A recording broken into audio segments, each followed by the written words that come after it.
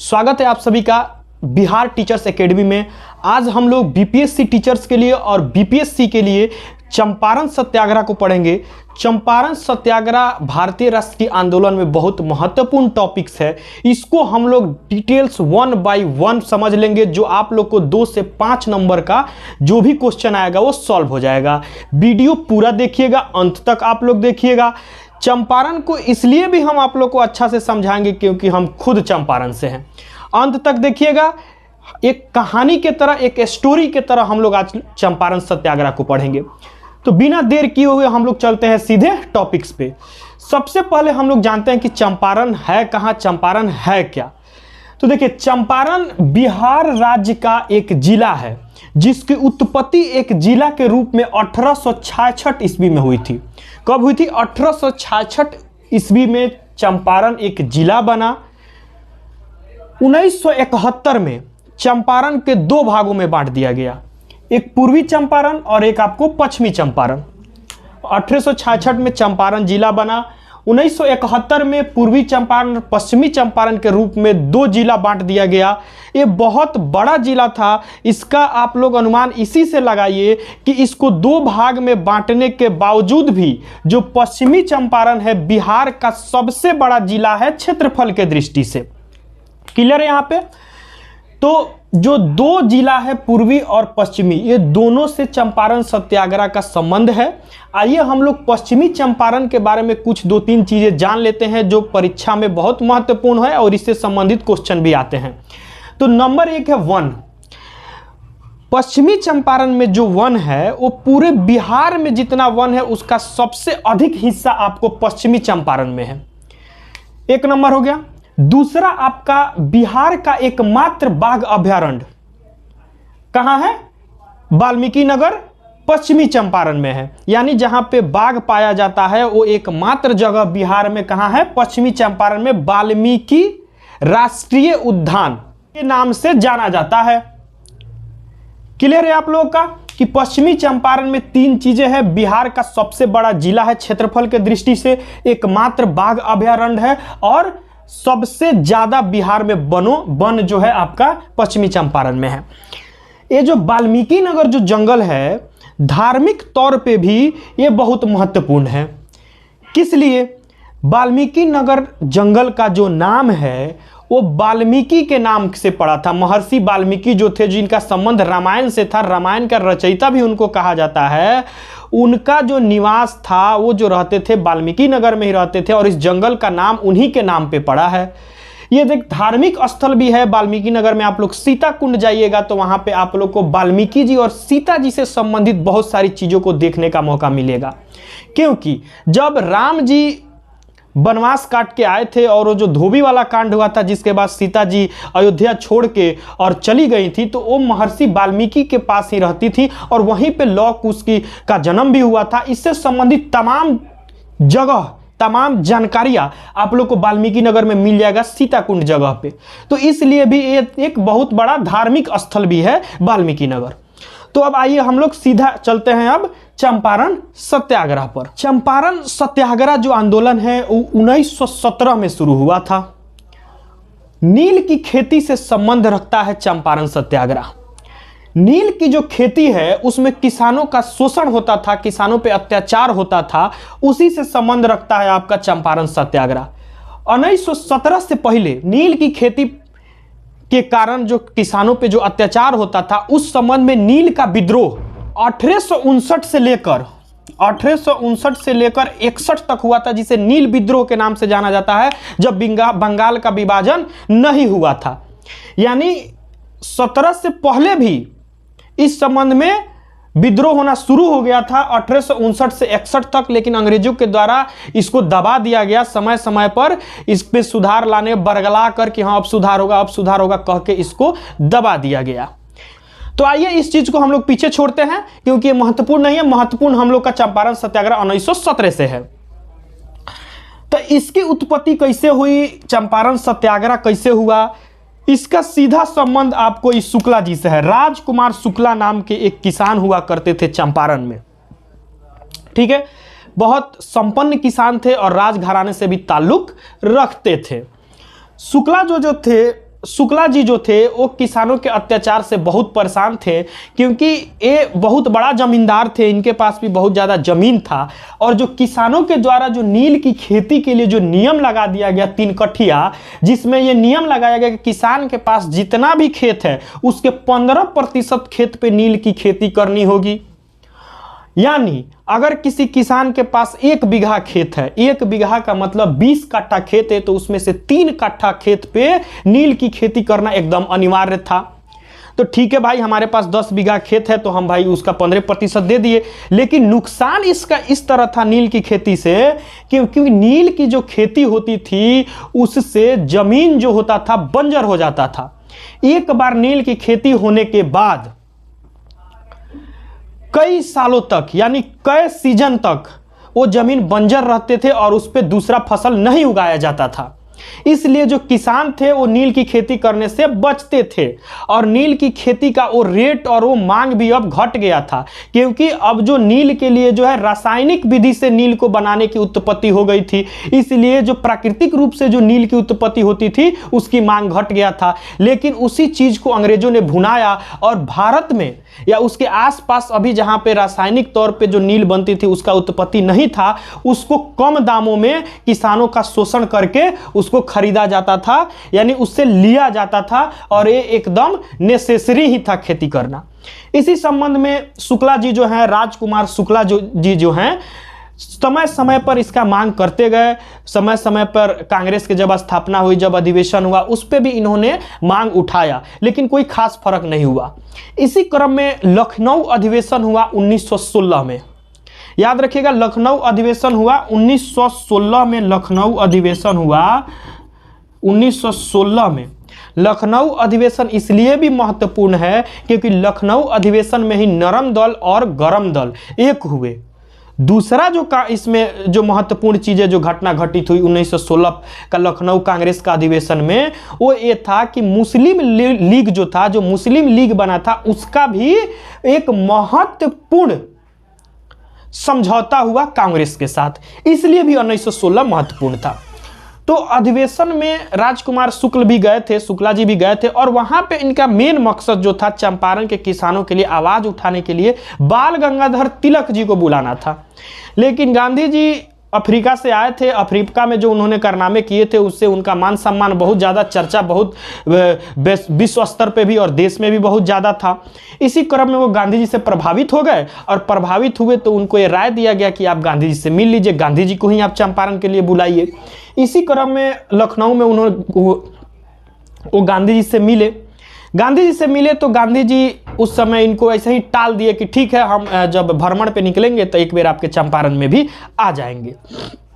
लेकिन राजकुमार शुक्ला को संतुष्टि नहीं मिला, और इसलिए शुक्ला जी जो है गांधी जी का पीछा नहीं छोड़े, और वो गांधी जी का पीछा करते करते कानपुर पहुंच गए।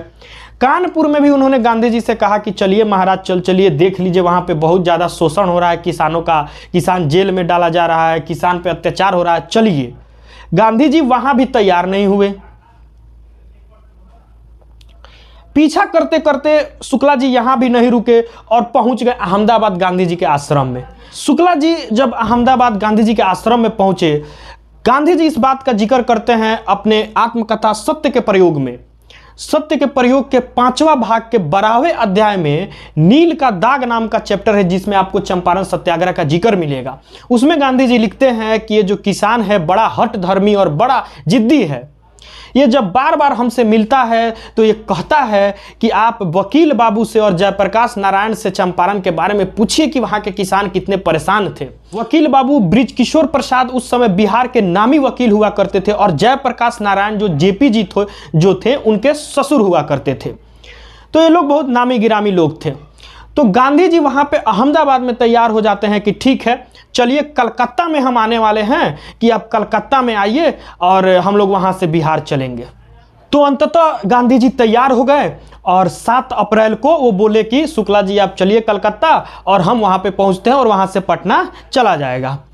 गांधी जी के कलकत्ता पहुंचने से पहले ही शुक्ला जी, जो राजकुमार शुक्ला जी थे, वो पहुंच गए कलकत्ता गांधी जी को रिसीव करने। वहां से वो उनको लेके पटना आए और पटना से लेके मुजफ्फरपुर गए। मुजफ्फरपुर पहुंचने के बाद मुजफ्फरपुर विश्वविद्यालय के प्रोफेसर जे.बी. कृपलानी, जो बाद में कांग्रेस का अध्यक्ष भी बने, उन्होंने गांधी जी का स्वागत किया और अपने यहाँ उनको रोका।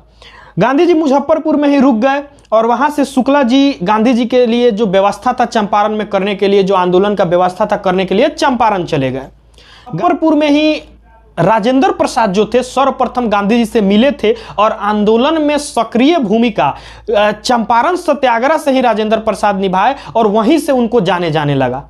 तो मुजफ्फरपुर में बहुत सारे सामाजिक कार्यकर्ता, बहुत सारे जो शिक्षित लोग थे, वो गांधी जी से मिले और इसका रूपरेखा तैयार किया गया और वो लोग कूच कर गए आपको चंपारण के लिए। गांधी जी जब चंपारण पहुंचते हैं तो वहां पे किसानों की स्थिति देखकर गांधी जी भी विचलित हो जाते हैं और उनको लगता है कि सच में यहाँ पे किसानों की बहुत स्थिति खराब है और इसके खिलाफ वो भ्रमण पे निकल जाते हैं, गाँव में निकलते हैं, किसानों को, गरीबों को, दबे कुचलों को रहने सहने की विधि बताते हैं, साफ सफाई बताते हैं, सारे जो आंदोलनकारी है उनके साथ रहते हैं, खुद से खाना बनाते हैं। राजेंद्र प्रसाद को भी खाना बनाना सिखाया था गांधी जी ने ही। तो वहां से आंदोलन की शुरुआत होती है और बिना कांग्रेस के सहयोग के, यानी कांग्रेस के सहयोग के बिना ही ये आंदोलन हुआ है और इस आंदोलन को कवरेज मिलना शुरू हो गया है। प्रिंट मीडिया से लेके आपको देश स्तर पे भी इसको मीडिया के सहारे लोगों तक पहुंचाया गया। उस समय समाचार पत्रों के माध्यम से लोगों तक पहुंचाया गया और इससे अंग्रेज परेशान हो गए। अंत में ये आंदोलन बहुत आगे तक बढ़ा और इससे परेशान होकर अंग्रेजों ने एक समिति का गठन किया जिसका सदस्य गांधी जी को भी बनाया और धीरे धीरे जो नील की खेती के लिए जो नियम लगाया गया था उस सारे नियमों को हटा दिया गया और किसानों हटा दिया गया और किसानों पे जो अत्याचार हो रहा था वो अत्याचार बंद हो गया। इसी बीच में एक और कहानी निकल के सामने आती है जिसका आधिकारिक विवरण तो नहीं है किसी भी किताब वगैरह में, लेकिन इसका जिक्र आता है जिसको हम लोग जिक्र करेंगे, जिनका नाम है बतख मियाँ। बतख मियाँ के भी इस आंदोलन से बहुत संबंध है। उन्होंने गांधी जी का जान बचाया था। हुआ ये था कि जब गांधी जी सत्याग्रह कर रहे थे तो नील की जो फैक्ट्री थी उसके मैनेजरों का जो नेता था इरविन, उसने क्या किया, गांधी जी को समझौता के लिए बुलाया और उसने क्या किया, चाय में जहर मिला दिया, यानी उनके खाने में जहर मिला दिया। और उस समय उसके दरबार में नौकर हुआ करते थे बतख मियाँ, और बतख मियाँ को क्या किया गया, कहा गया कि आप गांधी जी के पास ये लेके जाइए। उसने सोचा कि यहीं पे गांधी जी को ख़त्म कर देते हैं जिससे ये आंदोलन यहीं पे दब जाएगा। बतख मियाँ वो ट्रे लेके गए गांधी जी के पास और उनके आंखों में आंसू आ गया और उनका हाथ कांपने लगा और उनके मुख से ये निकल गया कि हाँ इसमें जहर है, और यहाँ पे ये गांधी जी की जान बच गई। गांधी जी के द्वारा भी इसका कोई जिक्र उनके आत्मकथा में नहीं है, लेकिन ये कहानी बहुत प्रचलित है। इसका संबंध अब आगे देखिए कैसे होता है। बतख मियाँ को जब बता देते हैं बतख मियाँ गांधी जी से, तो बतख मियाँ को गिरफ्तार कर लिया जाता है और उनके ज़मीन को नीलाम कर दिया जाता है, यानी वो भूमिहीन हो जाते हैं। 1957 में इस कहानी का एक कड़ी और जुड़ता है। 1957 में राजेंद्र प्रसाद बिहार के मोतिहारी में आते हैं और एक भाषण दे रहे होते हैं देश के आज़ादी के बाद, यानी जब वो राष्ट्रपति होते हैं उस समय की बात है, जब वो मोतिहारी आते हैं और एक भाषण दे रहे होते हैं। उसी क्रम में उनका नज़र पड़ता है एक व्यक्ति पे और उसको पहचान जाते हैं और वो बतख मियाँ रहते हैं। वहीं से वो आवाज़ लगाते हैं कि बतख मियाँ तुम कैसे हो, और वो बतख मियाँ को लेके चले जाते हैं, कुछ दिन तक अपने साथ रखते हैं। बाद में बतख मियाँ के बेटे को भी राष्ट्रपति भवन में बुला के वो अपने साथ कुछ दिन रखते हैं। और क्रम में जब बतख मियाँ भूमिहीन हो गए थे, उनका ज़मीन तो नीलाम कर दिया गया था। राजेंद्र प्रसाद यानी राष्ट्रपति भवन से एक पत्र लिखा जाता है बिहार सरकार को और कहा जाता है कि बतख मियाँ को 35 एकड़ ज़मीन मुहैया कराया जाए। शायद बतख मियाँ को वो ज़मीन बहुत लंबे समय तक मुहैया नहीं कराया गया था, लेकिन अब मुहैया करा दिया गया है। आपके जानकारी के लिए बता दें कि बतख मियाँ के सम्मान में मोतिहारी में एक बतख मियाँ लाइब्रेरी भी है। आपको मोतिहारी में स्थित है, मोतिहारी के जो रेलवे स्टेशन है उसके एक द्वार का नाम बतख मियां द्वार कुछ समय तक रखा गया था, शायद अब उसको हटा दिया गया है। तो इस तरह इस आंदोलन में बतख मियां का भी योगदान रहा है। अब आइए समझते हैं चंपारण में गांधी जी के द्वारा जब चंपारण सत्याग्रह चलाया जा रहा था उसी क्रम में बुनियादी स्कूलों की नींव रखी गई जो बाद में आश्रम का रूप ले लिया। तो आइए हम लोग जानते हैं कि कहां कहां ये जो आश्रम है ये मौजूद है। तो जब चंपारण सत्याग्रह चल रहा था उसी क्रम में गांधी जी गांव-गांव भ्रमण कर रहे थे, वहाँ पे स्कूल, हाई स्कूल, अस्पताल का वहाँ पे निर्माण कर रहे थे। उसी क्रम में बुनियादी स्कूलों का नींव भी उन्होंने रखा। ढाका में जो अभी पूर्वी चंपारण में स्थित है बरहरवा लखन से में उन्होंने एक बुनियादी विद्यालयों की ढाका में बरहरवा लखन सेन में उन्होंने बुनियादी विद्यालय की नींव रखी। दूसरा उन्होंने भितियारवा में दो, भितियारवा जो है पश्चिमी चंपारण में मौजूदा समय में पश्चिमी चंपारण में मौजूद है, वहां पे उन्होंने 2 बुनियादी स्कूलों की नींव रखी। भितियारवा आश्रम के नाम से प्रसिद्ध है अभी पे, ये ऐतिहासिक स्थल है। इसके बारे में क्वेश्चन आ सकता है कि भितियारवा आश्रम क्या है या इसका संबंध किससे है या अभी मौजूदा स्थिति में मौजूदा समय में कहां पे है।